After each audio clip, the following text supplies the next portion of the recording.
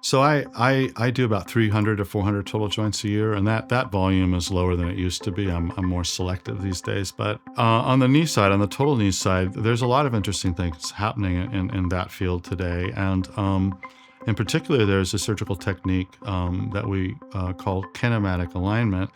And in a real simple way, we would describe it as basically matching each patient's individual pre-arthritic anatomy. So, a strategy by which we implant the knee in a way that we feel is matching that patient's unique anatomy. And while that would sound kind of almost obvious, like, well, wouldn't you always be doing that? That just makes sense. Strangely, that's not the case. In the vast majority of total knees that are performed today, they're actually all put in the exact same way, regardless, basically disregarding the patient's individual anatomy. And there's been quite a bit of high quality scientific research that's come out in the past 5+ years that has reached the point where there's absolutely no doubt in my mind and in most people's minds that have reviewed this material that this is clearly a superior technique. This is the way to perform knee replacement surgery. To give you some background on kinematic alignment versus the alternatives, I'll kind of start at the beginning, I suppose. And let's say 30+ years ago, when total knees were really kind of taking off as a procedure, the surgeons, the leaders at the time, had to basically figure out how to do it, how to make it work. And for a variety of reasons, they landed on a concept that we call mechanical alignment. And basically that was the goal or the plan there was to basically make the leg straight, like to be able to draw literally a straight line from the hip joint through the knee joint to the ankle joint, make the leg straight.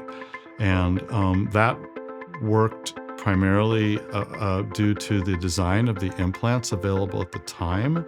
It was felt that that would give those implants the greatest longevity, would give us the best results. But that calls for placing each implant in the exact same position, regardless of the patient's own unique anatomy. And basically, as you probably understand, there are those of us that were born with a slight knock-knee deformity or angular alignment of their limbs. Some have more straight legs, and more patients actually commonly have a little bit of what we call bow-leggedness. And that's natural for them. And there's a wide spectrum and a wide range. And if you are performing the classical type of knee replacement, the mechanical alignment, the same procedure that's been done for 30+ years, you'll match 5% of patients' anatomy perfectly. In other words, there actually are about 5% of us out there whose anatomy is exactly that perfect 90-degree angle on the tibia, for example, that mechanical alignment calls for.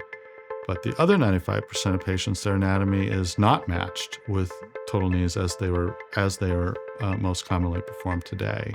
So we feel that kinematic alignment offers some major benefits, and the scientific evidence is definitely proving that patients are having higher satisfaction scores, better outcomes, greater range of motion, recovering much faster, taking less narcotic pain medicine early on, having less pain and swelling, clearly doing better with the kinematic alignment procedure.